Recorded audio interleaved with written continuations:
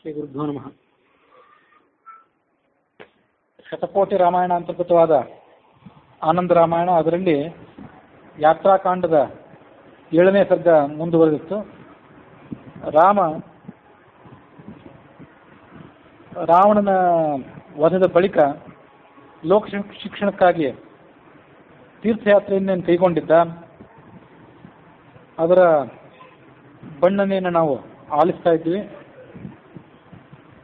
ಈ ಹಿಂದೆ ತಮಿಳು ಭಾಗದ ಶ್ರೀರಂಗಪಟ್ಟಣ, ಶಾಲಗ್ರಾಮ, ರಾಮನಾಥಪುರ ಈ ಎಲ್ಲ ಕ್ಷೇತ್ರಗಳಿಗೆ ಆತ ಪ್ರಯಾಣಿಸಿ ಅಲ್ಲಿಂದ ಮುಂದೆ ಕುಮಾರಧಾರೆಯ ತೀರದಲ್ಲಿರುವಂಥ ಸುಬ್ರಹ್ಮಣ್ಯ ಕ್ಷೇತ್ರಕ್ಕೆ ಬಂದ ಅನ್ನುವಲ್ಲಿಗೆ ಆ ಹಿಂದಿನ ಕಥೆ ಮುಕ್ತಾಯ ಆಗಿತ್ತು. ಆ ಕುಮಾರಧಾರೆಯ ಮಹಿಮೆಯನ್ನು ಕೂಡ ವಾದಿರಾಜ ಸ್ವಾಮಿಗಳು ತೀರ್ಥ ಪ್ರಬಂಧದಲ್ಲಿ, ಪಶ್ಚಿಮ ಪ್ರಬಂಧದಲ್ಲಿ ವರ್ಣನೆ ಮಾಡ್ತಾರೆ. ನಮ್ಮ ಪಾಪ ಸಮೂಹವನ್ನ ನಾಶ ಮಾಡುವಂತ ಅದರ ಪ್ರಾರ್ಥನೆಯನ್ನು ಮಾಡ್ತಾರೆ. ಕುಮಾರಸ್ವಾಮಿ ದೇವಸೇನೆಗೆ ಅಧಿಪತಿ, ದೇವಸೇನಾಪತಿ ಅಂತ ಅವನ್ನ ಕರೀತಾರೆ. ದೇವೇಂದ್ರ ಅವನನ್ನ ದೇವಸೇನಾಪತಿಯಾಗಿ ಪಟ್ಟಾಭಿಷೇಕ ಮಾಡಿದ. ಪಟ್ಟಾಭಿಷೇಕ ಮಾಡಿದಾಗ ಆ ಅಭಿಷೇಕ ಜಲ ಕೆಳಗೆ ಹರಿದು ಬಂತು. ಅದಕ್ಕೆ ಕುಮಾರಧಾರ ಅಂತ ಹೆಸರು ಬಂದಿತ್ತು. ಧಾರ ಅಂದ್ರೆ ಪ್ರವಾಹ, ಕುಮಾರ ಅಂದ್ರೆ ಷಣ್ಮುಖ.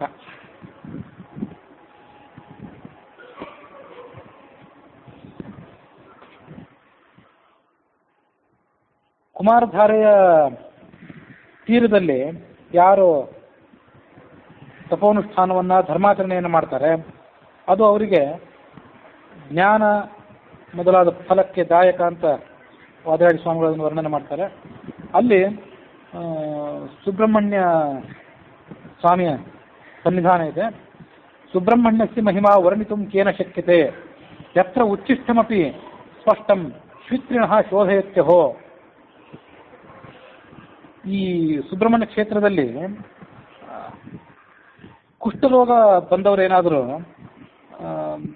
ಜ್ಞಾನಿಗಳಾದಂತಹ ಬ್ರಾಹ್ಮಣರ ಎಂಜಲಿನ ಮೇಲೆ, ಅವರು ತಿಂದು ಬಿಟ್ಟಂಥ ಎಲೆಗಳ ಮೇಲೆ ಸ್ನಾನ ಮಾಡಿದರೆ ಆ ಎಂಜಲು ಕೂಡ ಅಂಥವರನ್ನ ಕುಷ್ಠರೋಗದಿಂದ ರಹಿತರನ್ನಾಗಿ ಮಾಡ್ತದೆ. ಅಂಥ ಕ್ಷೇತ್ರದ ಮಹಿಮೆಯನ್ನು ನಾವೇನಂತ ವರ್ಣನೆ ಮಾಡಬೇಕು?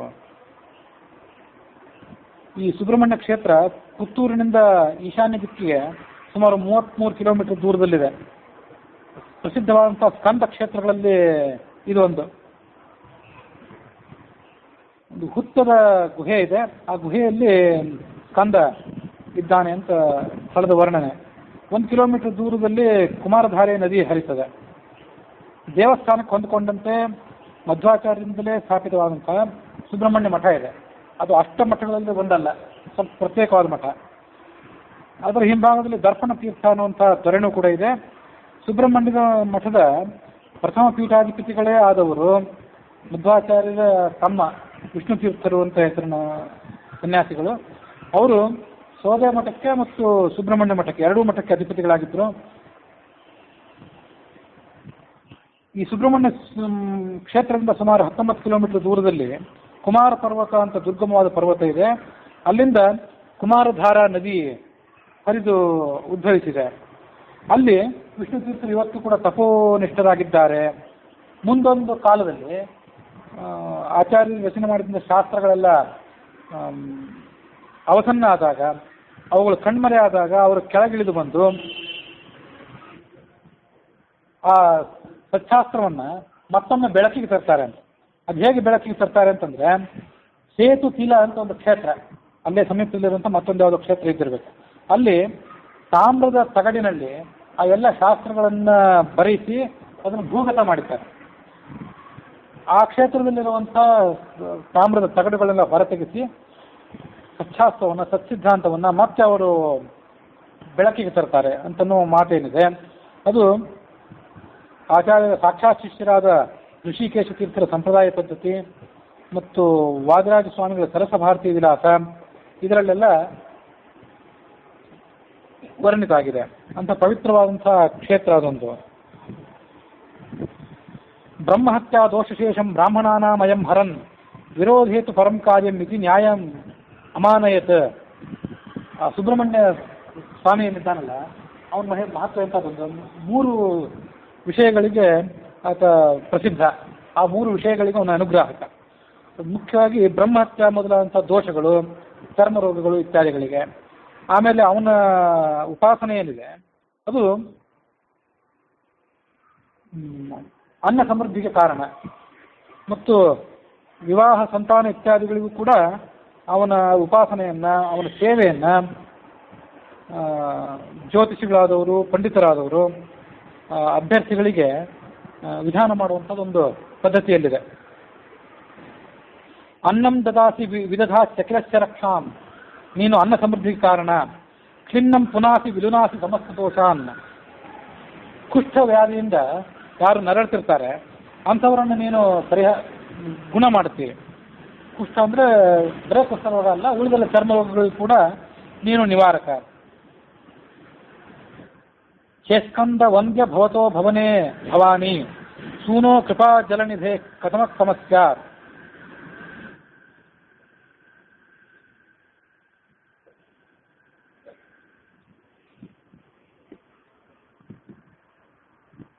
ಆ ಸುಬ್ರಹ್ಮಣ್ಯ ಕ್ಷೇತ್ರದಲ್ಲಿ ಅದು ಆ ಸುಬ್ರಹ್ಮಣ್ಯನ ಸನ್ನಿಧಾನ ಇದೆ. ಅದಲ್ಲದೆ ಮತ್ತೊಂದು ದೇವತಾ ಸನ್ನಿಧಾನ ಕೂಡ ಅಲ್ಲಿದೆ.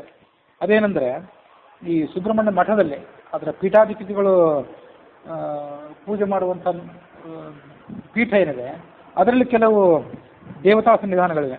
ನರಸಿಂಹನ ವಿಗ್ರಹ ಒಂದು, ಮತ್ತೊಂದು ವೇದವ್ಯಾಸ ಸಂಪುಟ ಅಂತೇಳಿ. ಸುಬ್ರಹ್ಮಣ್ಯ ಮಠದ ಪ್ರಧಾನ ಮೂರ್ತಿ ಅಂತ ಅದೊಂದು ಕೂಡ. ಅದು ಒಂದು ಸಂಪುಟ, ಒಂದು ಪೆಟ್ಟಿಗೆ ಇದ್ದಂತೆ ಇದೆ.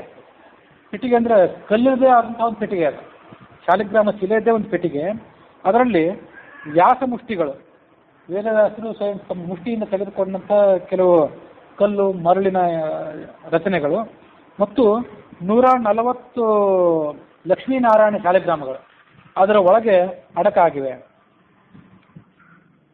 ಮಧ್ವಾಚಾರ್ಯರು ವಿಷ್ಣು ತೀರ್ಥರಿಗೆ ಅನುಗ್ರಹಿಸಿದಂಥ ಒಂದು ಸಂಪುಟ ಅದು. ಅದು ಅಭೇದ್ಯ ಅಂತದ್ದು, ಎಂಥ ಪ್ರಹಾರಕ್ಕೂ ಕೂಡ ಅದು ಮಣಿಯುವಂಥದ್ದಲ್ಲ.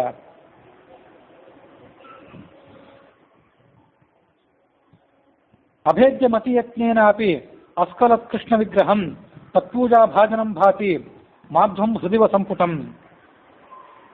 ಒಬ್ಬ ರಾಜ ಅದನ್ನು ಬಹಳ ಪ್ರಯತ್ನಪಟ್ಟು ತೆಗೆಸಲಿಕ್ಕೆ ಪ್ರಯತ್ನ ಮಾಡಿದ್ನಂತೆ. ಅದು ಆಗಲಿಲ್ಲ. ಅದನ್ನು ಆನೆಯ ಕಾಲಿನಿಂದ ತುಳಿಸಬೇಕು ಅಂತ ಪ್ರಯತ್ನ ಪಟ್ಟನಂತೆ. ಆವಾಗಲೂ ಕೂಡ ಅದು ಮಣಿಯಲಿಲ್ಲ ಆ ವೇದ ಸಂಪುಟ.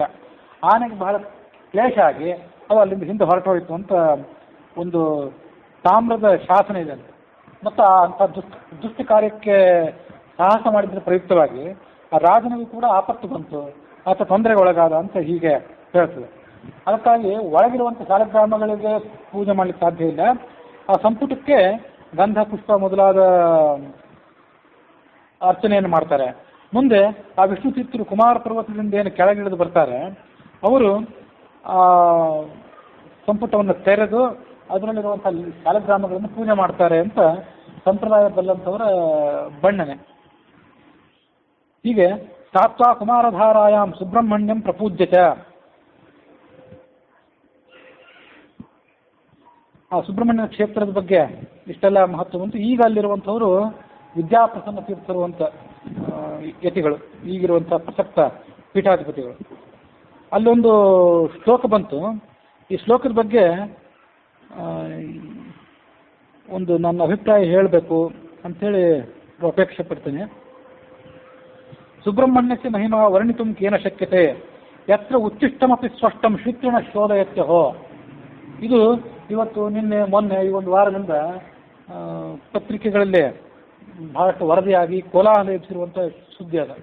ಬ್ರಾಹ್ಮಣದ ಉಚ್ಚಿಷ್ಟದ ಮೇಲೆ ಅಲ್ಲಿ ಮಲೆ ಕುಡಿಯ ಅನ್ನುವಂಥ ಒಂದು ಜನಾಂಗದವರು ಮತ್ತು ಕೆಲವರು ಅದರ ಮೇಲೆಲ್ಲ ಉರುಳಾಡಿ ಅವ್ರ ಪಾಪಗಳನ್ನು ಪರಿಹಾರ ಮಾಡ್ಕೊಳ್ತಾರೆ, ಚರ್ಮ ರೋಗಗಳನ್ನು ಪರಿಹಾರ ಮಾಡ್ಕೊಳ್ತಾರೆ ಅಂತ ಹೀಗಿದೆ ಒಂದು ಸಂಪ್ರದಾಯ ಇದೆ. ಅದನ್ನು ವಾದಿರಾಜರು ಕೂಡ ಈಗೊಂದು ಸಂಪ್ರದಾಯ ಇದೆ ಅಂತ ಅನ್ನೋದನ್ನು ದಾಖಲೆ ಮಾಡ್ತಾರೆ ಅಂತ ಹೇಳ್ತಾರೆ. ಅದಕ್ಕೆ ಪ್ರಗತಿಪರರೆಲ್ಲ ವಿರೋಧ ಮಾಡಿದರು. ಆ ಸಂಪ್ರದಾಯಕ್ಕೆ ಪರವಾಗಿದ್ದವರು ಆ ವಿರೋಧಿಗಳೆಲ್ಲ ಹೊಡೆದು ಚರ್ಚಿದ್ರು, ದೈಹಿಕವಾಗಿ ಆಕ್ರಮಣ ಮಾಡಿದರು. ಇದೆಲ್ಲ ನಾವು ಕೇಳಿ ಬಂದ್ವಿ. ಈಗ ಮತ್ತಷ್ಟು ಪೀಠಾಧಿಪತಿಗಳು ಅವರು ಇವರೆಲ್ಲ ಸೇರಿ ಸರ್ಕಾರದ ಮೇಲೆ ಅದಕ್ಕೊಂದು ಒತ್ತಡ ತಂದು ಇದನ್ನು ರದ್ದು ಮಾಡಬೇಕು, ಕೆಲವು ಅನಿಷ್ಟ ಪದ್ಧತಿಗೆ ಹೇಗೆ ರದ್ದು ಮಾಡಿದ್ವಿ ಹಾಗೆ ಇದನ್ನು ರದ್ದು ಮಾಡಬೇಕು ಅಂತ ಅಪೇಕ್ಷೆ ಒಂದು ಒತ್ತಡ ಹಾಕಿದ್ದಾರೆ ಅಂತ ನಾನು ನೋಡಿದ್ವಿ. ಅದರ ಬಗ್ಗೆ ಸುಮ್ಮನೆ ಒಂದೆರಡು ಮಾತು ನನ್ನ ಅಭಿಪ್ರಾಯ ಹೇಳಬೇಕು ಅಂತ ಅಪೇಕ್ಷೆ ಪಟ್ಟೆ. ಇಲ್ಲಿ ಆ ಸಂಪ್ರದಾಯಕ್ಕೆ ಪರವಾಗಿದ್ದವರಾಗಲಿ, ಸಂಪ್ರದಾಯಕ್ಕೆ ವಿರುದ್ಧರಾಗಿದ್ದವರಾಗಲಿ, ಇನ್ನು ಸರ್ಕಾರ ಆಗಲಿ, ಇಲ್ಲಿ ಅದಕ್ಕೇನೂ ಮಾಡಲಿಕ್ಕೆ ಆಗೋದಿಲ್ಲ. ಸರ್ಕಾರ ಏನಾದ್ರು ಮಾಡಬೇಕಂತ ಹೋದರೆ ಅದಕ್ಕೆ ಇಬ್ಬಂದಿ, ಸಂಕಷ್ಟಕ್ಕೆ ಸಿಲುಕ್ತದೆ ಸರ್ಕಾರ. ಅದಕ್ಕೆ ನಾವೇನು ಮಾಡಬೇಕು ಅಂತಂದರೆ ಆ ಪದ್ಧತಿಯನ್ನು ಇನ್ನು ನಾವು ಆಚರಣೆಗೆ ತರೋದಿಲ್ಲ ಅಂತ. ಅಲ್ಲಿ ಉಳ್ಳಾಡೋರು ಯಾರಿದ್ದಾರಲ್ಲ ಅವರು ಏನಾದರೂ ಮಾಡಲಿ, ನಾವು ಉಳ್ಳಾಡೋರು ಅಂತ ಹಠ ಹಿಡ್ಕೋತಂತ ಕಾಣಿಸ್ತದೆ ಅವರು. ಅದಕ್ಕೆ ನಾವು ಒಂದು ಬ್ರಾಹ್ಮಣರು ಏನು ಮಾಡಬೇಕು ಅಂತಂದರೆ, ನೀವೆಲ್ಲ ಉಳ್ಳಾಡ್ತೀರಂತಂದ್ರೆ ನಾವಲ್ಲಿ ಊಟ ಮಾಡೋದಿಲ್ಲ ಅಂತ ನಾವು ಅದಕ್ಕೆ ವಿರೋಧ ವ್ಯಕ್ತಪಡಿಸ್ಬೇಕು. ಅದಕ್ಕೆ ಕಾರಣ ಏನಂತಂದರೆ, ಈಗ ಹೇಳಲಿಕ್ಕೆ ಕಾರಣ ಇದೆ. ಈಗ ಇದು ಎಲೆಗಳ ಮೇಲೆ ಉಳ್ಳಾಡೋದೇನಿದೆ ಅದು ಶಾಸ್ತ್ರದಲ್ಲಿ ಕಡ್ಡಾಯವಾಗಿ ವಿಹಿತ ಆಗಿರುವಂಥ ನಿಯಮ ಏನಲ್ಲ. ಯಾವ ಶಾಸ್ತ್ರದಲ್ಲೂ ಕಡ್ಡಾಯವಾಗಿ ಹೇಳಿಲ್ಲ ಹೀಗೆ ಮಾಡಬೇಕು ಅಂತ.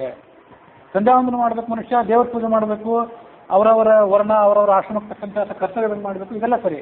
ಹೀಗೆ ಉಳ್ಳಾಡಬೇಕು ಅಂತ ಅನ್ನೋದು ಎಲ್ಲೂ ಇಲ್ಲ. ಇದು ಒಂದು. ಇನ್ನೊಂದು, ಯಾವುದೇ ಒಂದು ದೇವಾಲಯ ನಿರ್ಮಾಣ ಮಾಡಿದಾಗ ಅದು ರಾಯರ ವೃಂದಾವನವೋ, ವಾದರಾಜರ ವೃಂದಾವನವೋ, ಮತ್ಯಾವುದೋ ಇರಬಹುದು, ಅಥವಾ ಮತ್ಯಾವುದೇ ಗುಡಿ ಗುಂಡಾರಗಳಿರ್ಬೋದು, ಮಠ ಮಾನ್ಯಗಳಿರ್ಬೋದು, ಅಲ್ಲಿ ಆ ಪ್ರಧಾನ ದೇವತೆ ಏನಿರ್ತದೆ ಅದಕ್ಕೆ ಸಂಬಂಧಪಟ್ಟಂತೆ ಪೂಜೆಗಳನ್ನ ಸಲ್ಲಬೇಕು. ಪಲ್ಲಕ್ಕಿ ಉತ್ಸವ, ರಥೋತ್ಸವ, ಅದಕ್ಕೆ ಸಂಬಂಧಪಟ್ಟಂತೆ ಉಳಿದ ಯಜ್ಞಯಾಗಾದಿಗಳು, ಈಶ್ವರನ ದೇವಾಲಯ ಆದರೆ ತ್ರಿಕಾಲ ಪೂಜೆ ಇತ್ಯಾದಿಗಳೆಲ್ಲ ಸಲ್ಲಬೇಕು. ಅದಕ್ಕೆ ಸಂಬಂಧಪಟ್ಟಂತೆ ಮಡಿಗೆ ಸಂಬಂಧಪಟ್ಟಂತೆ ಲೋಪ ಆಗಬಾರ್ದು, ಇದೆಲ್ಲ ಅದಕ್ಕೆ ಸಂಬಂಧಪಟ್ಟಂತೆ ಕಡ್ಡಾಯ. ಈಗ ಉಳ್ಳಾಡೋದು ನಾನು ಬಹಳಷ್ಟು ವಿಚಾರ ಮಾಡಿದ್ದೀವಿ, ಇದು ಯಾರ ಸೇವೆ ಅಂತ. ಇದು ಬ್ರಾಹ್ಮಣರಿಗೆ ಮಲೆ ಕುಡಿಯರು ಅನ್ನೋರು ಸಲ್ಲಿಸುವ ಸೇವೆನೋ ಅಥವಾ ಮಲೆ ಕುಡಿಯರು ದೇವರಿಗೆ ಸಲ್ಲಿಸೋ ಸೇವೆನೇ? ಇದು ಯಾರಿಗೆ ಸಲ್ಲಿಸೋ ಸೇವೆ? ಆಯ್ತು, ಇದು ಸಲ್ಲೋ ಸೇವೆ ಯಾರಿಗೆ ಅಂತ ಉಳಿದವರು ಕೆಲವ್ರು ಮಾಡ್ತಾರೆ. ಆಯ್ತು, ಅದಕ್ಕೆ ಏನು ವಿಚಾರ ಮಾಡ್ಬೇಕಂತಂದ್ರೆ, ಅವ್ರು ಸಲ್ಲಿಸೋ ಸೇವೆ ಯಾರಿಗೆ? ರಾಯರಿಗೆ ಸೇವೆ ಸಲ್ಲಿಸ್ತೇವೆ ಅಂತಂದ್ರೆ ರಾಯರಿಗೆ ಪ್ರದಕ್ಷಿಣೆ ಹಾಕ್ತೇವೆ, ರಾಯರಿಗೆ ರಥೋತ್ಸವ ಮಾಡ್ತೀವಿ, ರಾಯರಿಗೆ ಪಲ್ಲಕ್ಕಿ ಉತ್ಸವ ಮಾಡ್ತೀವಿ, ರಾಯರಿಗೆ ಅಷ್ಟೋತ್ತರ ಮಾಡ್ತೀವಿ, ಅಭಿಷೇಕ ಮಾಡ್ತೀವಿ, ಮಂಗಳಾರತಿ ಮಾಡ್ತೀವಿ. ಇದು ರಾಯರಿಗೆ ಸಲ್ಲಬೇಕಾದಂಥ ಸೇವೆ. ಇದು ಯಾರಿಗೆ ಸೇವೆ? ಇದು ಮಾಡಬೇಕಾದ ಸೇವೆ ಯಾರಿಗಿದು? ಅದಕ್ಕಾಗಿ ಈ ಸೇವೆಯನ್ನು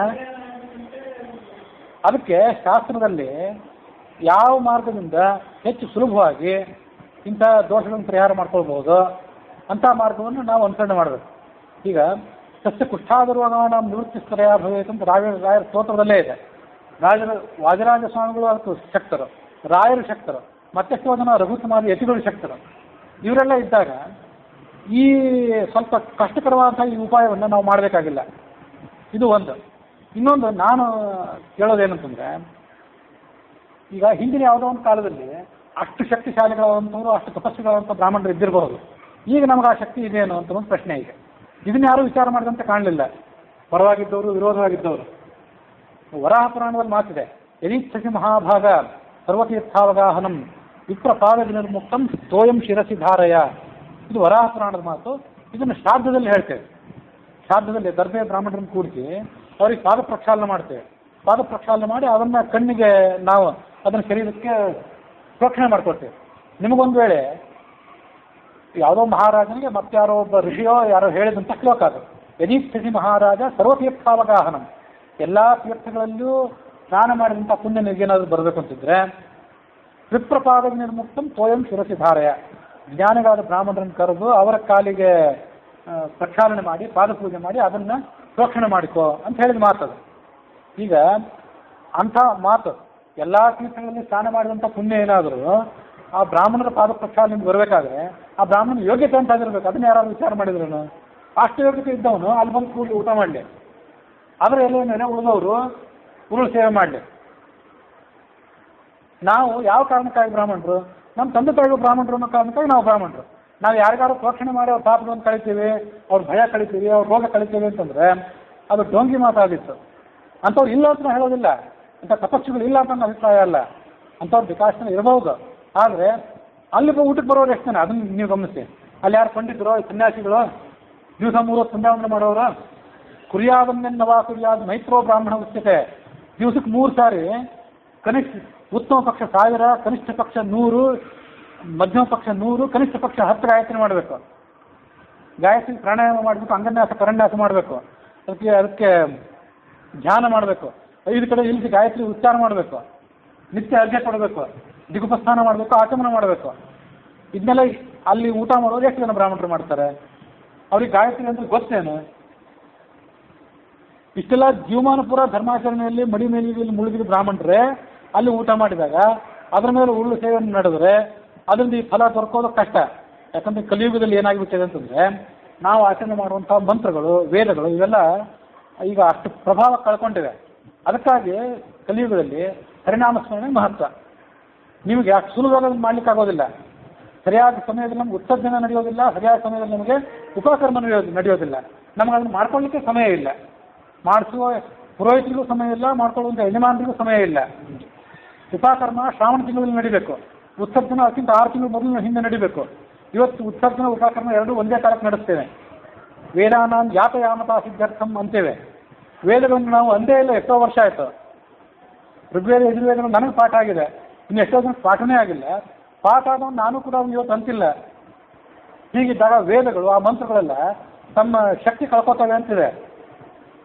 ಹೀಗೆ ನಾವು ಕಲ್ತಿರುವಂಥ ಮಂತ್ರಗಳು, ವೇದ ಮಂತ್ರಗಳು, ಉಳಿದೆಲ್ಲ ಸ್ತೋತ್ರಗಳು ತಮ್ಮ ಶಕ್ತಿಯನ್ನು ಕಳ್ಕೊಂಡಿರುವಾಗ ಅದರಿಂದ ನಮಗೇನು ತಪಶಕ್ತಿ ಉಳಿದಿತ್ತು? ಇವತ್ತು ನಾವು ಯಾರ್ದಾದ್ರ ಮೇಲೆ ಆದರೂ ನೀರನ್ನು ಪ್ರೋಕ್ಷಣೆ ಮಾಡಿದರೆ, ಯಾರಿಗಾದ್ರೂ ಆಶೀರ್ವಾದ ಮಾಡಿದರೆ, ಯಾರಿಗಾದ್ರೂ ಮಂತ್ರಾಕ್ಷತೆ ಕೊಟ್ಟರೆ, ಸಾಮಾನ್ಯ ಬ್ರಾಹ್ಮಣರು ಅಂತ ತಪಸ್ವಿಗಳು ಇಲ್ಲ ಅಂತ ಹೇಳ್ತಿಲ್ಲ, ಅವ್ರಿಗೆ ಅಪಚಾರ ಮಾಡೋ ಮಾತಲ್ಲ ಇದು. ಅದರಿಂದ ಏನು ಫಲ ಸಿಗ್ತದೆ ಅಂತ ಪ್ರಶ್ನೆ ಇವತ್ತು ನಮ್ಮ ಎದುರಿಗಿರೋದು. ಅಂಥವ್ರು ಇದ್ದರೆ ಅಂಥವ್ರ ಎಲೆ ಮೇಲೆ ಉಳ್ಳಾಡಿ ಅದರಿಂದ ಫಲ ಪಡ್ಕೊಳ್ಳುವಂಥವ್ರು ಇದು ಪಡ್ಕೊಳ್ಳಿ. ಹಾಗಿದ್ರೆ ಇಲ್ಲ ಅಂತ ಹೇಳ್ತಿಲ್ಲ. ಈ ವಿಷಯವೇ ಪೂರ್ಣ ಢೋಂಗಿ ಅಂತ ಹೇಳ್ತಿಲ್ಲ. ಇದು ಮಹಾಭಾರತದಲ್ಲಿ ಬರುವಂಥ ಮಾತಿದೆ, ಅದನ್ನು ಗಮನಿಸಬೇಕು. ಅದೇನೆಂದರೆ, ಧರ್ಮರಾಜ ಅಶ್ವಮೇಧ ಯಜ್ಞ ರಾಜಸೂಯ ಯಾಗನ ಯಾವುದೋ ಮಾಡಿದ. ಅದು ಈಗ ನಂಗೆ ಆ ವಿವರಗಳೆಲ್ಲ ಸ್ಪಷ್ಟ ಇಲ್ಲ. ಮುಂದೆ ಆ ಮಹಾಭಾರತ ಪ್ರಸಂಗನೇ ಬಂದಾಗ ಹೇಳ್ತೇನೆ. ಅಲ್ಲಿ ಒಂದು ಮುಂಗುಸಿ ಬಂತು, ರಾಜಸೂಯ ಯಾಗ ಮಾಡಿದ ಒಂದು ಮುಂಗುಸಿ ಬಂತು, ಅಲ್ಲೆಲ್ಲ ಹೊಳ್ಳಾಡ್ತು. ಆ ಮುಂಗುಸಿ ಅರ್ಧ ಭಾಗ ಬಂಗಾರವಾಗಿತ್ತು. ಅದು ಅಲ್ಲೆಲ್ಲ ಹೊಳ್ಳಾಡ್ತು. ಕಷ್ಟಪಟ್ಟು ಆ ಕಡೆಗೆಲ್ಲ ಹೊಳ್ಳಾಡಿ ನಿರಾಶೆ ಆಗಿ ಇನ್ನು ಹೋಲಿಗೆ ತಯಾರಾಗಿತ್ತು. ಆವಾಗ ಅಲ್ಲಿದ್ದ ಪುರೋಹಿತರು, ಅಧ್ವರ್ಯಗಳೆಲ್ಲ, ಎಂಥ ಪುರೋಹಿತರು, ಎಂಥ ಯಜಮಾನ ಧರ್ಮರಾಜ, ನ್ಯಾಯಾನ್ಯಾಯಗಳ ವಿಚಾರ ಮಾಡಬೇಕಾದಂಥ ಧರ್ಮರಾಜ, ಅವನು ಪುರೋಹಿತರವರು. ಅವ್ರು ಕೇಳಿದ್ರಂತೆ, ಯಾತಕ್ಕಾಗಿ ಈ ಥರ ತಳಮಳದಲ್ಲಿದ್ದಿ, ನಿನಗೇನಾಗಿದೆ ಅಂತ ಕೇಳಿದಂಥ ಮುಂಗುಸಿನ. ಹಿಂದೆ ಅದು ಯಾರೋ ಒಬ್ಬ ದೊಡ್ಡ ರಾಜ ಯಜ್ಞ ಮಾಡಿದ್ದ. ಯಾರೋ ರಾಜ ಇಲ್ಲಂತೂ ಒಬ್ಬ ದೊಡ್ಡ ರಾಜ ಯಾರೋ ಯಜ್ಞ ಮಾಡಿದ್ದ. ಆ ರಾಜ ಮಾಡಿದ ಯಜ್ಞದಲ್ಲಿ ಈ ಮುಂಗುಸಿ ಹೊಳ್ಳಾಡಿತ್ತು, ಅದ್ರ ಮೈ ಬಂಗಾರ ಆಗಿತ್ತು. ಆದರೆ ಅಲ್ಲಿ ಹೊಳ್ಳಾಡುವಾಗ ಇಲ್ಲಿ ಬಿದ್ದಂಥ ಸಾಮಗ್ರಿಗಳು ಅಷ್ಟೊತ್ತಿಗೆ ಖಾಲಿ ಆಗಿ ಹೋದವು. ಇನ್ನು ಅರ್ಧ ಹೊಳ್ಳಾಡಿ ಅದನ್ನು ಬಂಗಾರ ಮಾಡ್ಕೊಳ್ಬೇಕಂತ ಹೋದಾಗ ಸಾಮಗ್ರಿ ಖಾಲಿಯಾಗಿ ಹೋಗಿತ್ತು. ಇನ್ನು ಅಷ್ಟೇ ಮಹತ್ವ ಇದ್ದ ಯಜ್ಞ ಮತ್ತೆಲ್ಲಾದ್ರೂ ಭೂಲೋಕದಲ್ಲಿ ನಡೀತಿದ್ದೇನೋ ಅಂತ ಮುಗಿಸಿ ಹುಡುಕಾಡಿತ್ತು. ಧರ್ಮರಾಜನ ಯಜ್ಞಕ್ಕೆ ಅಷ್ಟು ಸಾಕಾಗಲಿಲ್ಲ ಆ ಶಕ್ತಿ. ಇನ್ನು ನೀವು ಮಾಡಿದ ಊಟ, ನೀವು ಮಾಡಿದ ಉಂಡು ತಿಂದಕ್ಕೆ ಎಲೆಗಳಿದ್ರೆ ಏನು ಶಕ್ತಿ? ಇದನ್ನು ನಾ ಕೇಳೋದು. ಇದನ್ನು ಯಾವ ಪ್ರಗತಿ ಬರೋದು ಮತ್ತು ಸಂಪ್ರದಾಯ ಪರವಾಗಿದ್ದವರು ಇನ್ಯಾರು ಅಲ್ಲಿ ಎತ್ತಿದಂತ ಕಾಣಲಿಲ್ಲ ಪ್ರಶ್ನೆಯನ್ನು. ಅದಕ್ಕೆ ಉಳಿದವ್ರು ಯಾರು ಏನಾದ್ರು ಮಾಡಲಿ, ನಾವೇ ಬ್ರಾಹ್ಮಣರು ಏನು ಮಾಡಬೇಕು ಅಂತಂದರೆ, ನೀವು ನಮ್ಮ ಎಲೆಗಳ ಮೇಲೆ ಅಲ್ಲಿ ಉಳ್ಳಾಡ್ತೀರಿ ಅಂತಾದರೆ ನಾವು ಅಲ್ಲಿ ಊಟ ಮಾಡೋದಿಲ್ಲ ಅನ್ನಬೇಕು ಅಂತ ನಾನು ವಿಚಾರ. ಅದು ಅಪಚಾರ ಏನಿಲ್ಲ, ಅದಕ್ಕಿಂತ ಹೆಚ್ಚಿನ ಫಲಗಳಿದೆ. ಈಗ ರಾಯರ ಸ್ತೋತ್ರದಲ್ಲೇ ಸರ್ವಯಾತ್ರಾ ಫಲಾವಾಪ್ತಿ ಯಥಾಶಕ್ತಿ ಪ್ರದಕ್ಷಿಣಂ ಕರೋಮಿ ತವ ಸಿದ್ಧಸ್ಥ ಬೃಂದಾವನ ಗತಂ ಜಲಂ ಶಿರಸಾಧಾರಯಾನ್ನಿದ್ದ ಸರ್ವತೀರ್ಥ ಫಲಾಪ್ತೆಯೇ. ಅವ್ರಿಗೆ ಆ ಶಕ್ತಿ ಇದೆ. ಎಲ್ಲ ತೀರ್ಥಕ್ಷೇತ್ರಗಳಿಗೆ ನೀವು ಹೋಗಿ ಬಂದಂಥ ಫಲವನ್ನು ಅವರ ಬೃಂದಾವನಕ್ಕೆ ಅಭಿಷೇಕ ಮಾಡಿದ ನೀರನ್ನು ಪ್ರೋಕ್ಷಣೆ ಮಾಡ್ಕೊಳ್ಳೋದ್ರ ಮೂಲಕ ನೀವು ಪಡ್ಕೋತೀರಿ. ಅದನ್ನು ಕೊಡುವಂಥ ಶಕ್ತಿ ಅವರಿಗಿದೆ. ಅದಕ್ಕಾಗಿ ಅವ್ರಿಗೆ ಜನ ಪ್ರದಕ್ಷಿಣೆ ಮಾಡ್ತಾರೆ, ಅವ್ರಿಗೆ ನಮಸ್ಕಾರ ಮಾಡ್ತಾರೆ, ಅವ್ರಿಗೆ ಅಭಿಷೇಕ ಮಾಡ್ತಾರೆ, ಮಂಗಳಾರತಿ ಮಾಡ್ತಾರೆ. ಇಲ್ಲಿ ಬಂದು ನೀವು ವಿಚಾರ ಮಾಡಿ, 100 ಜನ ಬ್ರಾಹ್ಮಣರಲ್ಲಿ ಊಟ ಮಾಡ್ತಾರೆ. ಆ ಊಟ ಮಾಡೋದು ಬ್ರಾಹ್ಮಣರಲ್ಲಿ ಸಂಧ್ಯಾ ವಂದನೆ ಅಂದರೆ ಎಷ್ಟು ಜನರಿಗೆ ಗೊತ್ತಿದೆ, ಗಾಯತ್ರಿ ಮಂತ್ರದ ಅರ್ಥ ಎಷ್ಟು ಜನರಿಗೆ ಗೊತ್ತಿದೆ, ಗಾಯತ್ರಿ ಮಂತ್ರವನ್ನು ಅನ್ಬೇಕು ಹೇಗೆ ಅಂತ ಎಷ್ಟು ಜನರಿಗೆ ಗೊತ್ತಿದೆ. ಗಾಯತ್ರಿ ಮಂತ್ರವನ್ನು ಮೊನ್ನೆ ನಾನು ಕತ್ತಿಯವರು ಒಂದು ದಿವಸ ವಿಚಾರ ಮಾಡಿದಾಗ ಈ ಪ್ರಶ್ನೆ ಬಂತು. ನಾವೇನಾದರೂ ಇವತ್ತು ಸರಿಯಾಗಿ ಪ್ರಾಯಶ್ಚಿತ್ತ ಮಾಡ್ಕೊಳ್ಳೋ ಪ್ರಸಂಗ ಬಂದರೆ ಪ್ರತಿನಿತ್ಯ ಪ್ರಾಯಶ್ಚಿತ್ತನ ಮಾಡ್ಕೊಳ್ಬೇಕಾಗ್ತದೆ. ಕೃತ್ಸಾಸ್ತ್ರ, ಚಾಂದ್ರಾಯಣ ಮೊದಲಾದ ದೊಡ್ಡ ದೊಡ್ಡ ಕಷ್ಟಕರವಾದ ವ್ರತಗಳನ್ನು ಮಾಡಿ ಮಾಡಿ ನಾವು ಪ್ರತಿನಿತ್ಯ ಪ್ರಾಯಶ್ಚಿತ್ತದಲ್ಲೇ ಮುಳುಗಿರ್ಬೇಕಾಗ್ತದೆ. ತಿಂಗಳಿಗೆ ಒಂದೊಂದು ಹೊಸ ಉಪನಯನ ಮಾಡ್ಕೋಬೇಕಾಗ್ತದೆ. ನಮಗೆ 3 ದಿವಸ ಸಂಧ್ಯಾವಂದನೆಯನ್ನು ಬಿಟ್ಟರೆ, 3 ದಿವಸ ಗಾಯತ್ರಿ ಜಪ ಬಿಟ್ಟರೆ ಇತ್ಯಾದಿ ಕಾರಣಗಳನ್ನೆಲ್ಲ ಹೇಳ್ತಾರೆ. ನಾವು ಮತ್ತೆ ಉಪನಯನ ಮಾಡ್ಕೊಳ್ಬೇಕು. ಇಂಥ ಬ್ರಾಹ್ಮಣರು ಇವ್ರು ಬ್ರಾಹ್ಮಣರು ತಂದೆ ತಾಯಿಗಳಿಗೆ ಹುಟ್ಟಿದವರು ಅನ್ನೋ ಕಾರಣಕ್ಕಾಗಿ ಬ್ರಾಹ್ಮಣರು ಅಂತ ಅನ್ಬೇಕು ಅವ್ರನ್ನ. ಅವ್ರ ಎಲೆ ಮೇಲೆ ಉಳ್ಳಾಡಿದ್ರೆ ಇರೋ ರೋಗ ಹೋಗೋದು ಬರ್ತು, ಹೊಸ ರೋಗ ಬಂದು ಬಡ್ಕೊಂಡಿತ್ತು. ಇಲ್ಲಿ ಕ್ಷೇತ್ರದ ಮಹಿಮೆ ಇದು ನನ್ನ ಅಭಿಪ್ರಾಯ ಹೇಳಿದೆ, ನಾ ಇಲ್ಲ ಅಂತ ಅಲ್ಲಿಲ್ಲ, ಅವ್ರವ್ರ ನಂಬಿಕೆ. ಇದು ಒಳ್ಳೆ ಇಲ್ಲಿಲ್ಲ, ವಾದರಾಜರಿಂದ ಕಡ್ಡಾಯ ಅಂತ ಹೇಳಿಲ್ಲ, ಗಮನಿಸ್ಬೇಕು. ಅಲ್ಲಿದ್ದರಿಂದ ಅವ್ರು ದಾಖಲು ಮಾಡಿದ್ರು ಅಷ್ಟೇ. ನೀವು ವಿಚಿತ್ರ ಕಾಣಿಸ್ಬೋದ, ನೀನು ಇಲ್ಲಿ ಕುತ್ಕೊಂಡು ಅದನ್ನು ಸಮರ್ಥನೆ ಮಾಡಬೇಕಾಗಿತ್ತು ಅಂತ ನೀವು ನನ್ನ ನಿರೀಕ್ಷೆ ಮಾಡ್ಬೋದು.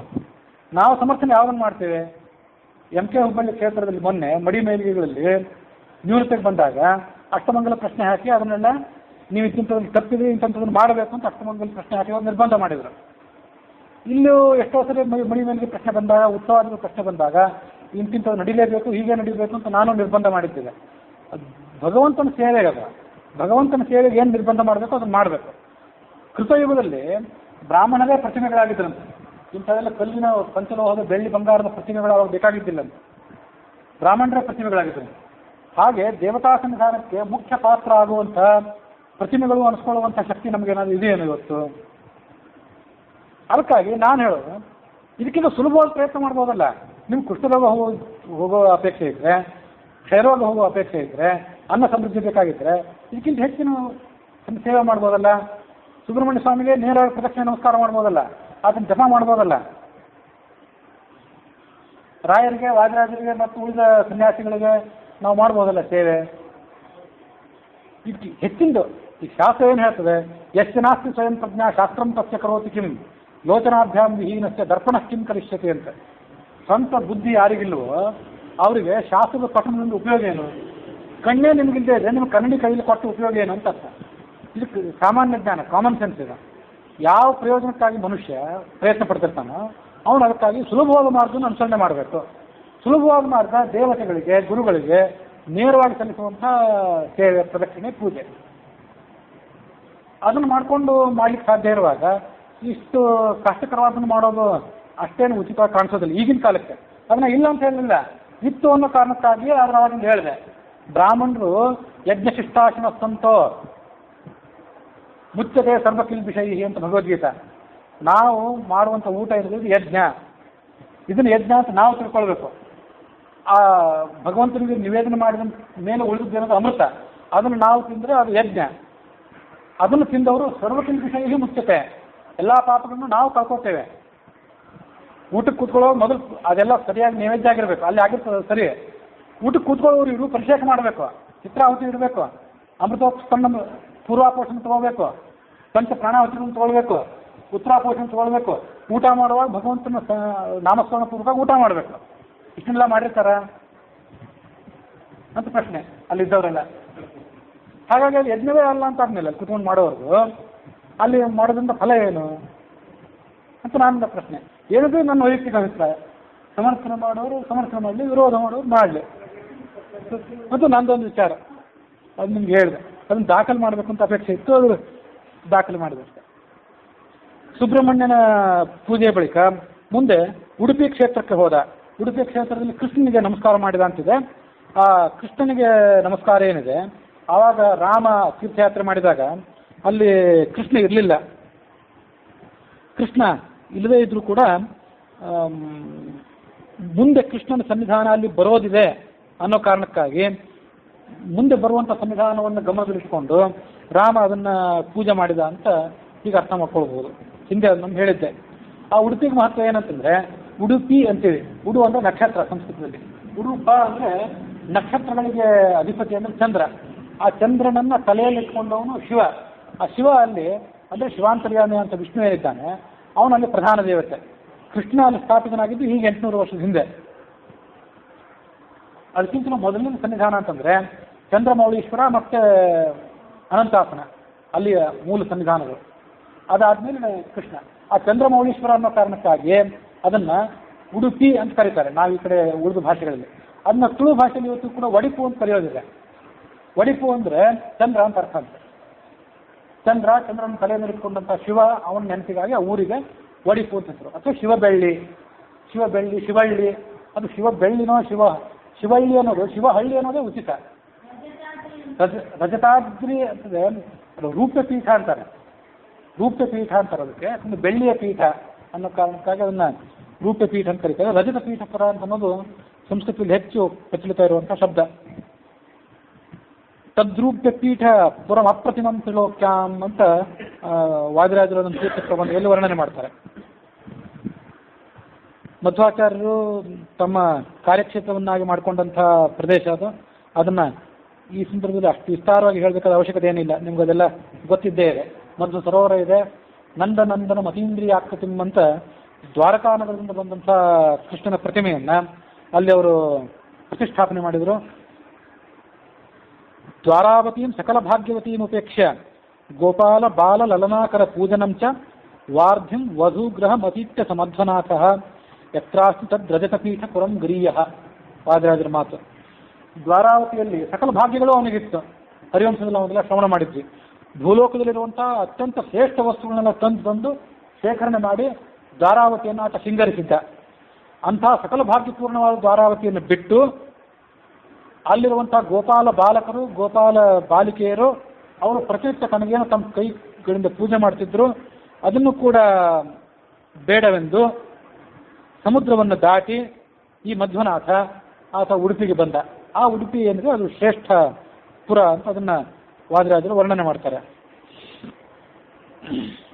ನಿರ್ಮಥೋಗ್ರ ಭವಾರ್ಣವೇ ನಿಜಮನೋಭೀಷ್ಟಂ ದಶಾನೀತಿಯ ಸಮ್ಯಕ್ ಜ್ಞಾಪಯಿತು ಕರೇಣ ವಿಲಸನ್ ಮಂಥಾನ ಮನ್ಯೇನ ಚ ರಮ್ಯಂ ಧಾಮ ದಧನ್ ಮಹೇಶ ರಜತ ಗ್ರಾಮಶ್ರಿಯೋಲಂಕೃತಿ ಕರ್ಮಂದೀಶ್ವರ ಭಕ್ತಿ ಬಂಧನವಶಃ ಪ್ರೀತೋಸ್ತು ಕೃಷ್ಣಪ್ರಭು.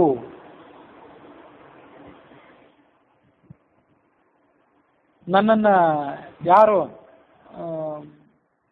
ಸರಿಯಾದ ದೃಢವಾದ ಮನಸ್ಸಿನಿಂದ ಪೂಜೆ ಮಾಡ್ತಾರೆ ಅವರಿಗೆ ಎಲ್ಲ ಥರದ ಸಂಪತ್ತುಗಳನ್ನು ನಾನು ಕೊಡ್ತೇನೆ. ಉಗ್ರ ಭವಾರ್ಣವೇ, ಈ ಸಂಸಾರ ಏನಿದೆಯಲ್ಲ ಇದು ಭಯಂಕರವಾದಂಥ ಸಾಗರ ಇದೆ. ಈ ಸಾಗರದಲ್ಲಿರುವಂಥ ಅಜ್ಞಾನ, ಅಹಂಕಾರ, ಮದ, ಮೋಹ ಇತ್ಯಾದಿಗಳನ್ನು ಮಥನ ಮಾಡಬೇಕು.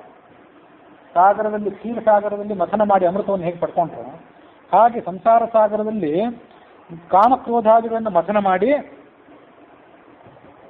ನಾನು ಭಕ್ತರಿಗೆ ಅವರವರ ಅಭಿಲಾಷೆಗಳನ್ನು ಪೂರೈಸಿಕೊಡ್ತೇನೆ ಅಂತ ಅನ್ನೋದನ್ನು ಸೂಚನೆ ಮಾಡಲಿಕ್ಕಾಗಿ ತನ್ನ ಕೈಯಲ್ಲಿ ಕಡಗೋಲನ್ನು ಇಟ್ಕೊಂಡಿದ್ದಾನೆ ಅಂತ ಅವನ ವರ್ಣನೆ ಅದು. ಹೀಗೆ ಅದು ಆ ಉಡುಪಿಯ ಕ್ಷೇತ್ರದ ವರ್ಣನೆ ಇದೆ.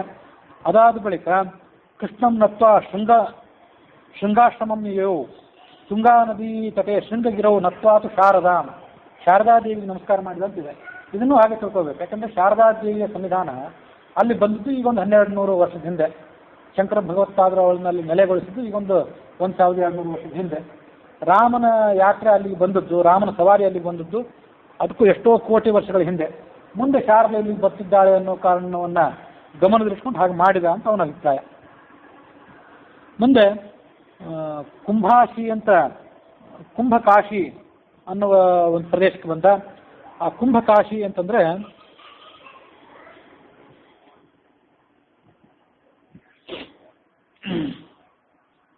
ಅದನ್ನ ಇವತ್ತು ಕುಂಭಾಸಿ ಅಂತ ಕರೀತಾರೆ. ಕುಂಭಾಸಿ ಕ್ಷೇತ್ರ ಅಂತ ಅದನ್ನು ಕರೀತಾರೆ ಅಂತ ಹೀಗೆ ಅದನ್ನ ಕೇಳ್ತೀವಿ. ಕುಂಭ ಅನ್ನುವ ರಾಕ್ಷಸನನ್ನ ಭೀಮಸೇನ ಅಲ್ಲೆಲ್ಲ ಸಂಚಾರ ಮಾಡ್ಲಿಕ್ಕೆ ಬಂದಾಗ ನಾಶ ಮಾಡಿದ ಅಂತ ಅದರ ವರ್ಣನೆ ಇದೆ. ಶೈವರಿಗೆ ಮತ್ತು ವೈಷ್ಣವರಿಗೆ ಇಬ್ಬರಿಗೂ ಕೂಡ ಅದು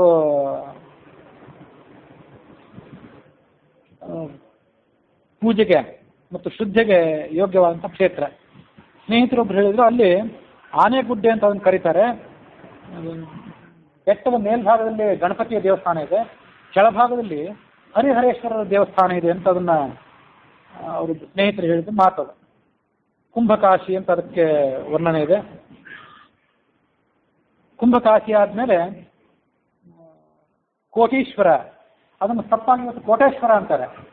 ಕೋಟೇಶ್ವರ ಅಲ್ಲ, ಅದು ಕೋಟೀಶ್ವರ. ಕೋಟಿ ಪ್ಲಸ್ ಈಶ್ವರ ಅದೆರಡು ಸವರ್ಣಕ್ಕೆ ಸಂಧಿಯಾಗಿ ಕೋಟೀಶ್ವರ ಅಂತ ಆಗಬೇಕು. ತಪ್ಪಾಗಿ ಅದನ್ನು ಕೋಟೇಶ್ವರ ಅಂತ ಅಂತಾರೆ. ಆನಂದ ರಾಮಾಯಣದಲ್ಲಿ ಕೋಟೀಶ್ವರ ಅಂತಲೇ ಇದೆ ಮತ್ತು ತೀರ್ಥ ಪ್ರಬಂಧದಲ್ಲೂ ಕೂಡ ಕೋಟೀಶ್ವರ ಅಂತಲೇ ಇದೆ. ಇದನ್ನು ಗಮನಿಸಬೇಕು. ಚಾರು ಕೋಟೀಶ್ವರಂ ಸ್ಥಾನಂ ಶೋಭತೆ ಪುರಸ್ತ್ರಯಂ ಪುರಾರಿರಿವ ನಿರ್ಜಿತ್ಯ ಧ್ವಜೇನಾದ್ಯಾಪಿ ಜೃಂಭತೆ. ಈಶ್ವರ ಈ ತ್ರಿಪುರಾಸುರರನ್ನು ನಾಶ ಮಾಡಿದ. ತ್ರಿಪುರಾಸುರರನ್ನು ನಾಶ ಮಾಡಿದ ಮೇಲೆ ಆ ಒಂದು ಅವನ ಕೈಯಲ್ಲೇನೋ ಜಯಧ್ವಜವನ್ನು ಹಿಡ್ಕೊಂಡಿದ್ದ. ಅದರಂತೆ ಈ ಕೋಟೇಶ್ವರ ಕ್ಷೇತ್ರವೂ ಕೂಡ ಕುಂದಾವರ, ಕುಂಭಾಸಿ ಮತ್ತು ಬ್ರಹ್ಮಾವರ ಅನ್ನುವಂಥ 3 ಸುತ್ತಮುತ್ತಲಿನ ಊರುಗಳು. ಆ ಊರುಗಳಿಂದ ಬರುವಂಥ ವಂತಿಗೆ ಪ್ರತಿಯೊಂದು ವರ್ಷವೂ ಕೂಡ ಈ ಕೋಟೇಶ್ವರದಲ್ಲಿ ಏನಾದರೂ ಉತ್ಸವ ನಡೆಯುವಾಗ ಅಲ್ಲಿ ಆ 3 ಊರುಗಳಿಂದ ವಂತಿಗೆ ಬರಬೇಕಂತೆ. ತರಕಾರಿ, ದಿನಸಿ ಇತ್ಯಾದಿ ವಸ್ತುಗಳು ಬರಬೇಕು. ಅದರ ಮೂಲಕ ಧ್ವಜೋತ್ಸವ ಇತ್ಯಾದಿಗಳು ನಡೆಯಬೇಕು ಅಂತ ವರ್ಣನೆ ಮಾಡ್ತಾರೆ ಅದನ್ನು. ಕೋಟೀಶ್ವರಂ ಯಯೌ ನತ್ವಾ ಮೂಕಾಂಬಿಕಾಂ ದೇವೀಂ ನತ್ವಾ ಮೃಡೇಶ್ವರಂ ಯಯೌ.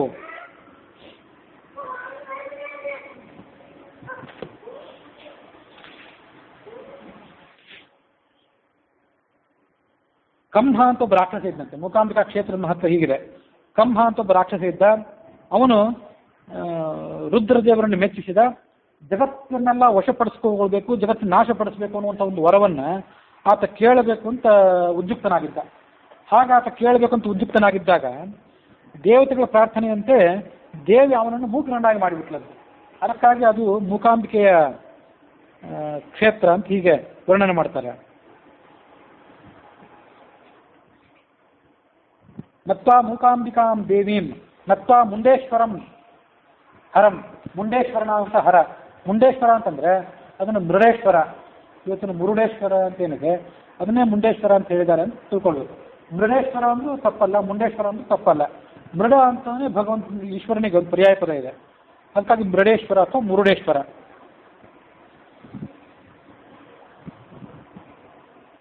ಅದಾದ ಬಳಿಕ ಪ್ರಸ್ತಾವ ಇರುವಂಥದ್ದು ಗುಣವಂತೇಶ್ವರ ಅಂತ. ಉತ್ತರ ಕನ್ನಡದಲ್ಲಿ ಮತ್ತೊಂದು ಪ್ರಚಾರಿತ ಇರುವಂಥ ದೇವಾಲಯ. ಗುಣವಂತೆ, ಮರವಂತೆ ಅಂತ ಊರುಗಳಿವೆ.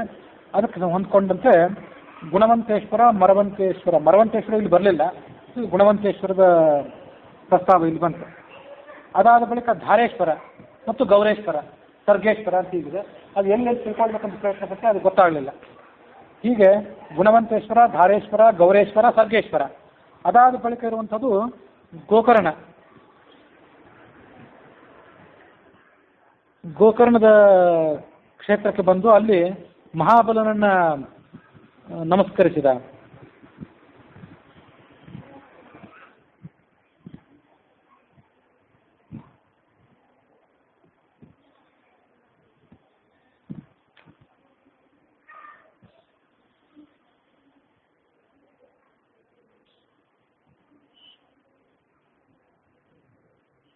ಪೂರ್ಣೇಂದು ವರ್ಣ ಗೋಕರ್ಣಾಕಾರ ಮಾರ ಭಯಂಕರ ಭವಾಯ ಭವ ಮೇ ದೇವ ಭವಾನಿ ಪ್ರಿಯ ಶಂಕರ ಅಂತ ಆ ಗೋಕರ್ಣ ಕ್ಷೇತ್ರದ ದೇವನನ್ನ ವಾದಿರಾಜರು ಸ್ತೋತ್ರ ಮಾಡ್ತಾರೆ.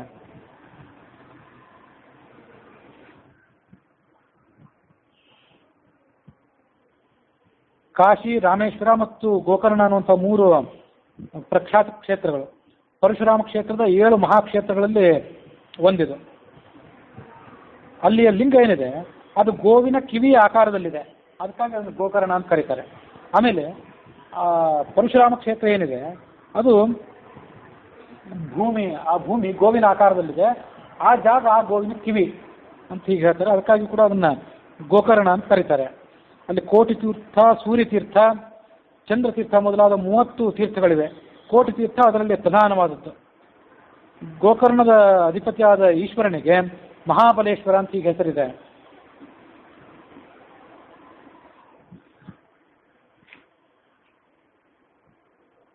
ಆ ಗೋಕರ್ಣ ಕ್ಷೇತ್ರದಲ್ಲಿ ವಿಘ್ನೇಶ್ವರನ ಸನ್ನಿಧಾನನೂ ಕೂಡ ಹೊಂದಿದೆ. ವಿಘ್ನೇಶ್ವರ ರಾವಣನನ್ನು ವಂಚಿಸಿ ಆ ಗೋಕರ್ಣದ ಲಿಂಗ ಅಲ್ಲೇ ಉಳಿಯುವಂತೆ ಮಾಡಿದ ಅಂತ ಏನು ಕಥೆ ಇದೆ, ಅದು ಪ್ರಖ್ಯಾತವಾದಂಥ ಕಥೆ, ಅದೆಲ್ಲರಿಗೂ ಗೊತ್ತಿದ್ದೇವೆ. ಆ ವಿಘ್ನೇಶ್ವರನ ಸನ್ನಿಧಾನವೂ ಕೂಡ ಅಲ್ಲಿದೆ. ಗೋಕರ್ಣಂ ಚ ತಥೋದತ್ತ ಪ್ರಣಮ್ಯ ಚ ಮಹಾಬಲಂ ಹರಿಹರೇಶ್ವರಂ ನತ್ವ. ಅಲ್ಲಿಂದ ಮುಂದೆ ಹರಿಹರೇಶ್ವರಂ ನತ್ವ ಅಂತಿದೆ, ಅದು ಯಾವ ಸನ್ನಿಧಾನ ಅಂತ ಅಷ್ಟು ಗೊತ್ತಾಗಲಿಲ್ಲ, ನೋಡಬೇಕು. ಅಲ್ಲಿಂದ ಮುಂದೆ ಜಾಮದಗ್ನಂ ಮಹೇಂದ್ರಾದ್ರೌ ನತ್ವ ಭೀಮೇಶ್ವರಂ ಯಯೌ. ಮುಂದೆ ಮಹೇಂದ್ರ ಪರ್ವತಕ್ಕೆ ಹೋದ ಅಂತ ವರ್ಣನೆ ಇದೆ. ಈ ಮಹೇಂದ್ರ ಪರ್ವತ ಯಾವುದು ಅಂತ ನಾವು ಅನ್ವೇಷಣೆ ಮಾಡ್ತಾ ಹೋದರೆ ಈ ದಕ್ಷಿಣ ದಿಕ್ಕಿನಲ್ಲಿ ಒಂದು ಮಹೇಂದ್ರ ಪರ್ವತ ಇದೆ. ಹನುಮಂತ ಆ ಮಹೇಂದ್ರ ಪರ್ವತವನ್ನು ಮೆಚ್ಚಿ ನಿಂತು ದಕ್ಷಿಣ ಸಮುದ್ರವನ್ನು ಹಾರಿ ಲಂಕಾನಗರವನ್ನು ತಲುಪಿದೆ. ಅದು ಒಂದು ಮಹೇಂದ್ರ ಪರ್ವತ, ಅದು ದಕ್ಷಿಣ ದಿಕ್ಕಿನಲ್ಲಿರೋದು. ಬನ್ನಂಜ ಗೋವಿಂದಾಚಾರ್ಯ ಅಭಿಪ್ರಾಯದಂತೆ ಆಂಧ್ರ ಪ್ರದೇಶದ ಗಂಜಾಂ ಜಿಲ್ಲೆಯಲ್ಲಿ ಮಹೇಂದ್ರ ಪರ್ವತ ಹೊಂದಿದೆ ಪೂರ್ವ ಸಮುದ್ರಕ್ಕೆ. ಇದು ಈಗ ರಾಮ ಪ್ರಯಾಣ ಮಾಡ್ತಿರೋ ದಾರಿ ಏನಿದೆ, ಇದು ಭಾರತದ ಪಶ್ಚಿಮ ಭಾಗದ ಯಾತ್ರೆ ಇದೆ. ಪಶ್ಚಿಮ ಭಾಗದ ಕರಾವಳಿ ಜಿಲ್ಲೆಗಳಲ್ಲಿ ಸಸ್ಯ ಪರ್ವತದ ಉದ್ದಗಲಕ್ಕೂ ಅವನು ಯಾತ್ರೆ ಮಾಡ್ತಿರೋದ್ರಿಂದ ಇಲ್ಲಿ ಮಹೇಂದ್ರ ಪರ್ವತ ಅಂತಂದ್ರೆ, ಈ ಮಹೇಂದ್ರ ಪರ್ವತ ಅದು ಈ ಸಸ್ಯ ಪರ್ವತದ ಶ್ರೇಣಿಯಲ್ಲೇ ಇದ್ದಂಥದ್ದಾಗಿರಬೇಕು. ಯಾಕಂದ್ರೆ ರಾಮಾಯಣದಲ್ಲಿ ಕೂಡ ಮಾತು ಬಂದಿತ್ತು, ರಾಮ ಪರಶುರಾಮನನ್ನು ಸೋಲಿಸಿದ್ದಾದ್ಮೇಲೆ ಆ ಪರಶುರಾಮ ಮಹೇಂದ್ರ ಪರ್ವತಕ್ಕೆ ಹೋಗಿ ನೆಲೆಸಿದ ಅಂತ ಬಂದಿತ್ತು. ಹಾಗೆ ಆ ಮಹೇಂದ್ರ ಪರ್ವತದಲ್ಲೇ ಇದ್ದು ಆತ ತಪಸ್ಸು ಮಾಡ್ತಿದ್ದ. ಆ ಮಹೇಂದ್ರ ಪರ್ವತಕ್ಕೆ ಹೋಗಿ ಜಾಮದಗ್ನಂ ನತ್ವ ಪರಶುರಾಮನಿಗೆ ನಮಸ್ಕಾರ ಮಾಡಿದ ಅಂತ ನೋಡಿದ್ರೆ ಇದು ಈ ಸಸ್ಯಾದ್ರಿಯ ಶ್ರೇಣಿಯಲ್ಲೇ ಇರುವಂಥ ಮಹೇಂದ್ರ ಪರ್ವತ ಅಂತ ಅರ್ಥ ಮಾಡ್ಕೊಳ್ಬೇಕು. ಅಲ್ಲಿಂದ ಮುಂದೆ ಭೀಮೇಶ್ವರಂ ಅಂತಿದೆ. ಈ ಭೀಮೇಶ್ವರ ಅಂದರೆ ಧಾಕಿನ್ಯ ಭೀಮಶಂಕರಂ ಅಂತೀವಲ್ಲ, ಅದೇ ಮಹಾರಾಷ್ಟ್ರದ ದ್ವಾದಶ ಜ್ಯೋತಿರ್ಲಿಂಗಗಳಲ್ಲಿ ಒಂದಾಗಿತ್ತು. ಅದೇ ಈ ಧಾಕಿನ್ಯಾಂ ಭೀಮಶಂಕರಂ ಅನ್ನೋದೇ ಈ ಭೀಮೇಶ್ವರ ಆಗಿದ್ದಿರಬೇಕು ಅಂತ ನನ್ನ ಊಹೆ. ಧಾಕಿನ್ಯಾಂ ಭೀಮಶಂಕರಂ ಭೌಮಂ ಮಹಾಬಲಂ ನತ್ವ ಯಯೌ ಕೋಲಪುರಂ ತತಃ. ಅದಾದ ಬಳಿಕ ಮಹಾಬಲನಿಗೆ ನಮಸ್ಕಾರ ಮಾಡಿದ ಅಂತ ಹೇಳ್ತಾರೆ. ಮಹಾಬಲ ಅಂದರೆ ಅದು ಯಾವುದು ಗೊತ್ತಾಗೋದಿಲ್ಲ. ಈಗಿನ ಮಹಾಬಲೇಶ್ವರ ಅಂತ ಏನಿದೆಯಲ್ಲ ಕ್ಷೇತ್ರ, ಕೃಷ್ಣಾ ನದಿಗೆ ಉಗಮ ಸ್ಥಾನ, ಆ ಮಹಾಬಲನೂ ಆಗಿರ್ಬೋದು ಅಂತ ಕೆಲವರು ಊಹೆ. ಇವೆಲ್ಲ ಎಷ್ಟೋ ಸಂಗತಿಗಳು ಬರೀ ಊಹೆ ಆಗಿ ನಿಲ್ತವೆ, ಗೊತ್ತಾಗೋದಿಲ್ಲ, ಇರಬಹುದು.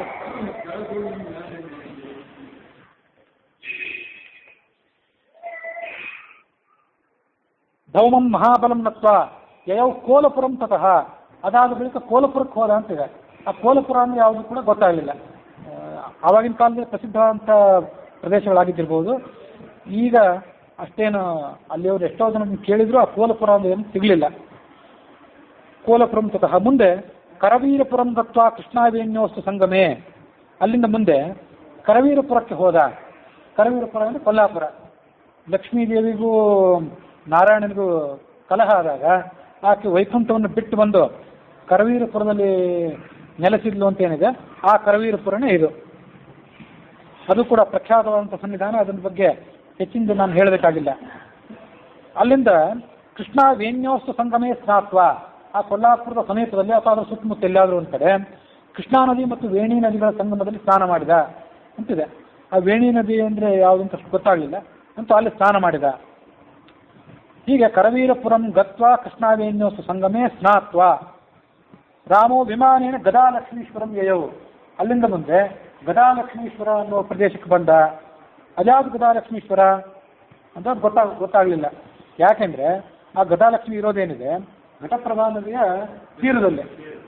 ಆ ಘಟಪ್ರಭಾ ನದಿ ಸುಮಾರು 283 ಕಿಲೋಮೀಟರ್ ದೂರ ಹರಿತದೆ. ಆ ತೀರದ ಉದ್ದಕ್ಕೂ ಎಲ್ಲಿ ಗದಾಲಕ್ಷ್ಮೀಶ್ವರ ಇದೆ ಅಂತ ಗೊತ್ತಾಗಲಿಲ್ಲ. ಹಿಡ್ಕಲ್ ಡ್ಯಾಮಿನ ಸಮೀಪನೇ ಒಂದು ಲಕ್ಷ್ಮೀ ದೇವಾಲಯ ಇದೆ. ಅಲ್ಲಿ ಗದೆನೂ ಇದೆ, ಬಾಣನೂ ಇದೆ, ಬಿಲ್ಲು ಇದೆ, ಖಡ್ಗನೂ ಇದೆ. ಅದೇ ಇದ್ದಿರ್ಬೋದು ಕೆಲವರು ಅಂದರು. ಅಷ್ಟು ಸುಲಭ ಗೊತ್ತಾಗುವಂಥ ವಿಷಯ ಅಲ್ಲ. ಘಟಪ್ರಭಾ ನದಿ ರಾಮಘಟ್ಟದಲ್ಲಿ ಹುಟ್ಟಿದೆ ಅಂತ ಹೇಳಿದ್ರೆ ಸರಿ ಇದೆ. ಅದಲ್ಲದೆ ಅಂತರ್ಜಾಲವನ್ನು ರಾಮಘಟ್ಟ ಅದಲ್ಲದೆ ಅಂತರ್ಜಾಲವನ್ನು ಜಾಲಾಡಿದಾಗ ಜಗನ್ಮಹಟ್ಟಿ ಅಂತ ಒಂದು ಅಣೆಕಟ್ಟು. ಅದನ್ನು ಜಗನ್ಮಹಟ್ಟಿ ಅನ್ಬೇಕು ಜಗನ್ಮಹತಿ ಅನ್ಬೇಕು ಗೊತ್ತಾಗಲಿಲ್ಲ. ಯಾಕಂದ್ರೆ ಇಂಗ್ಲೀಷ್ನಲ್ಲಿ ಇರ್ತದು GANMAHTI ಜಗನ್ಮಹಟ್ಟಿ ಅಂತಿದೆ. ಇದನ್ನು ನೋಡಿದರೆ ಆ ಜಗನ್ಮಹಟ್ಟಿ ಜಲಾಶಯ ಕೊಂಕಣ ಭಾಗ. ಅದನ್ನು ಇಡೀ ಈ ಬೆಳಗಾವಿ ಜಿಲ್ಲೆಯ ಪಶ್ಚಿಮ ಭಾಗ ಮತ್ತು ಮಹಾರಾಷ್ಟ್ರದ ಆ ಭಾಗಗಳ ಪೂರ್ವ ಭಾಗ ಇದನ್ನೆಲ್ಲ ಜಾಲಾಡಿದರೆ ಇಲ್ಲಿಂದ ಪಶ್ಚಿಮ ಭಾಗಕ್ಕೆ ಹೋದರೆ ಮೊದಲು ಸಿಗುವಂಥದ್ದು ಕೊಲ್ಲಾಪುರ ಜಿಲ್ಲೆ ತುದಿ ಭಾಗಗಳು. ಅದನ್ನು ದಾಟಿದರೆ ಸಿಂಧುದುರ್ಗ ಜಿಲ್ಲಾ. ಇಲ್ಲಿಂದ ನೈಋತ್ಯ ದಿಕ್ಕಿಗೆ ಸಿಂಧುದುರ್ಗ ಜಿಲ್ಲಾ ಇದೆ ಮಹಾರಾಷ್ಟ್ರದ್ದು. ಆ ಸಿಂಧುದುರ್ಗ ಜಿಲ್ಲಾದ ಪೂರ್ವ ಭಾಗಕ್ಕೆ ತೀರಾ ತುದಿಯ ಭಾಗಕ್ಕೆ ಕರ್ನಾಟಕದ ಪ್ರಾಂತ್ಯಕ್ಕೆ ಸಮೀಪವಾಗಿಯೇ ಈ ಜಲಾಶಯ ಏನಾದರೂ ಇದ್ದಿರಬೇಕು, ಕೊಂಕಣ ಭಾಗ ಇದ್ದಿರಬೇಕು. ಅಲ್ಲಿ ರಾಮಘಟ್ಟ ಅನ್ನುವಲ್ಲಿ ಈ ಘಟಪ್ರಭಾ ನದಿ ಉದ್ಭವಿಸ್ತದೆ. ಅಲ್ಲಿ ಸ್ನಾನ ಮಾಡಿದ. ಅಲ್ಲಿಂದ ಇದು ಇಲ್ಲಿ ತನಕ ಈ ಬೀಳಿಗೆ ತನಕ ಎಲ್ಲಿ ಗದಾಲಕ್ಷ್ಮಿ ಇದೆ ಅಂತ ನಮಗೆ ಊಹೆ ಸಿಗಲಿಲ್ಲ. ಇದನ್ನ ಘಟಪ್ರಭಾ ಅಂತ ಹೀಗಂತೇವೆ. ಒಬ್ಬರು ಉಪನ್ಯಾಸಕರು ಹೇಳಿದರೆ, ಇನ್ನು ಕತ್ತೆ ಹೊಳೆ ಅಂತ ಅಂತಿದ್ರಂತಲ್ಲ ಕೆಲವರು, ಅಂತಂದರೆ ಕತ್ತಿ ಹೊಳೆ ಅಂತ ಅನ್ನೋದೇನು ಕೇಳಿಲ್ಲ, ಕಲ್ಲು ಹೊಳೆ ಅಂತ ಅನ್ನೋದನ್ನು ಕೇಳಿದ್ದೇವೆ. ಈಗ ಒಂದು 20-30 ವರ್ಷದ ಹಿಂದೆಲ್ಲ ಇದನ್ನು ಕಲ್ಲು ಹೊಳೆ ಅಂತಲೇ ಅಂತಿದ್ರಂತೆ. ಯಾಕೆಂದರೆ ಇದು ಕಲ್ಲುಗಳ ಮೂಲಕನೇ ಹಾಯ್ದು ವೇಗವಾಗಿ ಪ್ರವಹಿಸ್ತದೆ. ಈ ಹಿರಣ್ಯಕೇಶಿ ನದಿ ಏನಿದೆ ಅಂಬೋಲಿ ಘಾಟಿನಲ್ಲಿ ಹೋಗ್ತದೆ, ಅದು ಮರಳಿನ ಹೊಳೆ, ಅದು ಮಣ್ಣನ್ನು ತುಂಬ್ಕೊಂಡು ಬರ್ತದೆ. ಇದು ಕಲ್ಲುಗಳು ಮತ್ತು ಉಸುಕನ್ನೇ ಹೆಚ್ಚಾಗಿ ತುಂಬ್ಕೊಂಡು ಬರೋದ್ರಿಂದ ಇದಕ್ಕೆ ಕಲ್ಲು ಹೊಳೆ ಅಂತಾರೆ. ಇದು ಸುಲ್ತಾನ್ಪುರ ಹತ್ರ ಬಂದು ಹಿರಣ್ಯಕೇಶಿ ನದಿ ಮತ್ತು ಘಟಪ್ರಭಾ ನದಿ ಸಂಗಮಿಸ್ತವೆ. ಅಲ್ಲಿಂದ ಮುಂದೆ ಅದು ಪ್ರವಹಿಸಿ ಈ ಗೋಕಾಕಿನ ಸಮೀಪ ಮಾರ್ಕಂಡೇಯ ನದಿಗೆ ಹೊಂದ್ಕೋತದೆ, ಮಾರ್ಕಂಡೇಯ ನದಿಯನ್ನು ಕೂಡ್ತದೆ. ಆ ಮಾರ್ಕಂಡೇಯ ನದಿ ಏನಿದೆ ಅದು ಅದು ಕೂಡ ಈ ಖಾನಾಪುರ ತಾಲೂಕಿನಲ್ಲಿ ಎಲ್ಲ ಹುಟ್ಟುವಂಥ ನದಿ ಇದ್ದಿರಬೇಕು ಅಂತ ಆಲೋಚನೆ. ಮಲಪ್ರಭಾ ನದಿ ಖಾನಾಪುರ ತಾಲೂಕಿನ ಕನಕುಂಬಿ ಅನ್ನೋಲ್ಲಿ ಹುಟ್ಟುತ್ತದೆ. ಆಮೇಲೆ ಈ ಮಾರ್ಕಂಡೇಯ ನದಿ ಏನಿದೆ ಅದು ಕೂಡ ಅಲ್ಲೇ ಒಂದು ಹುಟ್ಟುವಂಥ ನದಿಯಾಗಿರಬೇಕು. ಮಾರ್ಕಂಡೇಯ ನದಿ ಗೋಕಾಕಿನ ಸಮೀಪ ಪಶ್ಚಿಮ ವಾಹಿನಿಯಾಗಿ ಹರಿತದಂತೆ. ಹರಿದು ಗೋಕಾಕಿನ ಊರು ಹೊರಗೆ ಘಟಪ್ರಭಾ ನದಿ ಮತ್ತು ಗೋಕಾಕ್ ನದಿ ಎರಡು ಸಂಗಮಿಸಿ ಅದು ಮುಂದೆ ಘಟಪ್ರಭಾನೇ ಅಂತ ಅನ್ಸ್ಕೊಂಡು ಮುಂದುವರಿತದೆ. ಬೀಳಗಿ ಸಮೇತ ಘಟಪ್ರಭಾ ಮತ್ತು ಕೃಷ್ಣ ಎರಡು ಕೂಡ ಸಂಗಮಿಸಿ ಅಲ್ಲಿಂದ ಮುಂದೆ ಕೂಡಲ ಸಂಗಮದ ಹತ್ರ ಕೃಷ್ಣಾ ನದಿಗೆ ಅದು ಕೂಡ್ಕೊಳ್ತದೆ. ಮಲಪ್ರಭಾ ನದಿಯನ್ನು ಘಟಪ್ರಭಾ ನದಿ ಸಂಗಮಿಸ್ತದೆ. ಅಲ್ಲಿಂದ ಮುಂದೆ ಅದು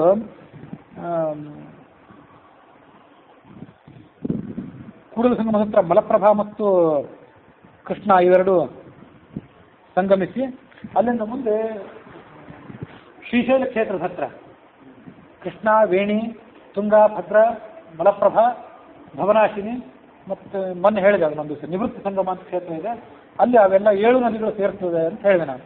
ಅಂತೂ ಇದು ಹೋಗೋದು ಅಲ್ಲಿಗೆ, ಅಲ್ಲಿಂದ ಮುಂದೆ ಪೂರ್ವ ಸಮುದ್ರಕ್ಕೆ ಹೋಗಿ ಸೇರ್ತದೆ ಘಟಪ್ರಭಾ. ಅಂತೂ ಅದು ಒಟ್ಟು ಹರಿಯೋ ಪ್ರದೇಶ ಏನಿದೆ 283 ಕಿಲೋಮೀಟರ್. ಅದರಲ್ಲಿ ಆ ಗದಾಲಕ್ಷ್ಮಿ ಎಲ್ಲಿದೆ ಅಂತ ತಿಳಿಯಲಿಲ್ಲ. ಅಂತೂ ಘಟಪ್ರಭಾ ನದಿಯಲ್ಲಿ ಸ್ನಾನ ಮಾಡಿದ್ರೆ ಕತ್ತೆ ಜನ್ಮ ಬರ್ತದೆ ಅಂತ ಕೆಲವರು ಯಾರು ಹೇಳ್ತಿದ್ರು. ಅದಂತೂ ಅದು ಅಷ್ಟೇನು ಮಹತ್ವ ಇಲ್ಲದ ಹೇಳಿಕೆ ಅಂತ ಇದನ್ನು ಸಾಬೀತಾಯ್ತು. ರಾಮ ಸ್ನಾನ ಮಾಡಿದ ನದಿ ನಮ್ಮೂರು ನದಿ, ಹಾಗಾಗಿ ಅಂತ ಅಪಕೀರ್ತಿಯನ್ನು ಕಲಂಕವನ್ನು ಅದಕ್ಕೆ ತಪ್ಪಿಸುವಂಥ ಅವಶ್ಯಕತೆ ಏನಿಲ್ಲ. ಸ್ನಾನ ಮಾಡಿದ ಘಟಪ್ರಭಾಯಾಂ ಸ್ನಾತ್ವ ಘಟಪ್ರಭಾಯಾಂ ಪಶ್ಚಿಮ ಪುಣ್ಯಸ್ಥಳಾನಿ, ಪುಣ್ಯಸ್ಥಳವನ್ನು ಯಾತ್ರೆ ಮಾಡಿದ. ಅಲ್ಲಿಂದ ಮುಂದೆ ಮಹಾದೇವಂ ನಮಸ್ಕೃತ್ಯ, ಇಲ್ಲಿ ಮಹಾದೇವ ಅಂತ ಯಾವ್ದು ಗೊತ್ತಾಗಲಿಲ್ಲ. ಈ ಗೋಕಾಕ್ ಫಾಲ್ಸ್ ಹೆಸರಿರುವಂಥ ರಾಮಲಿಂಗೇಶ್ವರನೇ ಇದ್ದಿರಬೇಕು ಅಂತ ಊಹೆ ಕೆಲವರಿಗೆ, ಮಹಾಲಿಂಗೇಶ್ವರ. ಅಲ್ಲಿಂದ ಮುಂದೆ ನತ್ವ ಮಲ್ಲಾರೀಶ್ವರಂ ಅಂತಿದೆ, ಮಲ್ಲಾರೀಶ್ವರನಿಗೆ ನಮಸ್ಕಾರ ಮಾಡಿ ಅಂತ ಮಾಹಿತಿ ಇದೆ. ಈ ಮಲ್ಲಾರೀಶ್ವರ ಅಂತಂದರೆ ಈ ಸುತ್ತಮುತ್ತಲಿರುವಂಥ ಮಲ್ಲಯ್ಯ ಅಥವಾ ಮಲ್ಲಾರಿ ಅಂತ ಎಲ್ಲ ಭಾಳ ಗಮನಿಸಿದರೆ ಅಥಣಿ ತಾಲೂಕಿನ ಮಂಗಸೂಳಿ ಏನಿದೆ ಆ ಮಲ್ಲಯ್ಯನಿಗೆ ಮಾಲಸಾಕಾಂತ ಮಲ್ಹಾರಿ ಅಂತ ಕರೀತಾರೆ. ಈ ಮಲ್ಲಾರೀಶ್ವರ ಅಂದರೆ ಆತನೇ ಅಂತ ಬಹುತೇಕ ಜನರ ದೀಪಕ್ ಹುಡುಗಿಯು ಇತ್ಯಾದಿಗಳ ಸ್ಥಳೀಯರ ಅಭಿಪ್ರಾಯದಂತೆ ಅದೇ ಅಂತ ತೀರ್ಮಾನ ಆಯಿತು. ಅದನ್ನು ಮಾಲಸಾಕಾಂತ ಅಂತಾರೆ ಇವರೆಲ್ಲ, ಅದಕ್ಕೆ ಒತ್ತು ಕೊಡ್ತಾರೆ. ಅದು ಸ್ವಲ್ಪ ಹೀಗೆ ಅದು ಇದ್ದಿರಬೇಕು ಅಂತ ನನ್ನ ಆಲೋಚನೆ. ಅದು ಮಾಲಸ ಅಲ್ಲ, ಮಹಾಲಸ, ಮಹಾಲಸ 4 ಅಕ್ಷರದ ಪದ ಅದು. ಇವರು ಮಹಾಲಸ ಅಂತ 3 ಅಕ್ಷರದ ಪದವಾಗಿ ವರ್ಣನೆ ಮಾಡ್ತಾರೆ. ಮಾಲಸ ಅಂದರೆ ಪಾರ್ವತಿ ದೇವಿ, ಅವಳಿಗೆ ಕಾಂತನವಂಥ ಮಲ್ಲಾರಿ ಅಂತ. ಅದು ಮಹಾಲಸ ಯಾಕೆ ಅಂತಂದರೆ ಮಹಾಲಸ ದೊಡ್ಡ ಆಲಸ್ಯ ಇದ್ದವಳು ಅಂತ ಅರ್ಥ. ಆಲಸ್ಯ ಅನ್ನೋದು ದುರ್ಗುಣ ಅಲ್ಲ, ಅದು ಮದಕಲಭಾಲಸ ಗಮನೆ ಅಂತ ಲಕ್ಷ್ಮೀದೇವಿಯ ವರ್ಣನೆ ಇದೆ. ಮದಭರಿತವಾದಂಥ ಆನೆಯಂತೆ ಆಲಸ್ಯದಿಂದ ಹೆಜ್ಜೆ ಮೇಲೆ ಹೆಜ್ಜೆ ನೀಡ್ತಾ ನಡೆಯುವವಳು ಅಂತ ದೇವತಾ ಸ್ತ್ರೀಯರ ವರ್ಣನೆ ಅದು. ಹಾಗಾಗಿ ಆಲಸ್ಯದಿಂದ ನಡೆಯೋದು, ಆಲಸ್ಯದ ಪ್ರವೃತ್ತಿ ನಮ್ಮಲ್ಲಿ ದುರ್ಗುಣ, ಅವರಲ್ಲಿ ಅದು ಅವರ ಸೌಂದರ್ಯಕ್ಕೆ ದ್ಯೋತಕ. ಮದಗಜಗಮನೆ, ಮದಕಲಭಾಲಸ ಗಮನೆ. ಮದಕಲಭ ಅಂದರೆ ಆನೆ ಮರಿ, ಮದಕಲಭ ಅಂದರೆ ಮದಿಸಿದಂಥ ಆನೆ ಮರಿ. ಅದರಂತೆ ಅಲಸ, ನಿಧಾನವಾಗಿ ಗಾಂಭೀರ್ಯದಿಂದ ನಡೆಯುವವಳು. ಅದರಂತೆ ಇದು ಕೂಡ ಮಹಾಲಸ ಇದ್ದಿರಬೇಕು. ಮಹಾಲಸ ಅನಿಸ್ಕೊಂಡಂಥ ಪಾರ್ವತಿಯ ಕಾಂತ ಆತ ಮಲ್ಲಾರಿ. ಅವನಿಗೂ ಕೂಡ ನಮಸ್ಕರಿಸಿ ಮುಂದೆ ಕಾರಾ ನದಿಯ ಕಡೆಗೆ, ಈ ಕಾರಾ ನದಿ, ನೀರಾ ನದಿ ಇವೆಲ್ಲ ಮಹಾರಾಷ್ಟ್ರದ ಪ್ರದೇಶದಲ್ಲಿ ಬರುವಂಥವು, ಅಲ್ಲಿಗೆ ಆತ ಪ್ರಯಾಣ ಬೆಳೆಸಿದ ಅನ್ನುವಲ್ಲಿಗೆ ಇವತ್ತಿನ ಕಥೆ ಮುಕ್ತಾಯ ಆಗಿದೆ.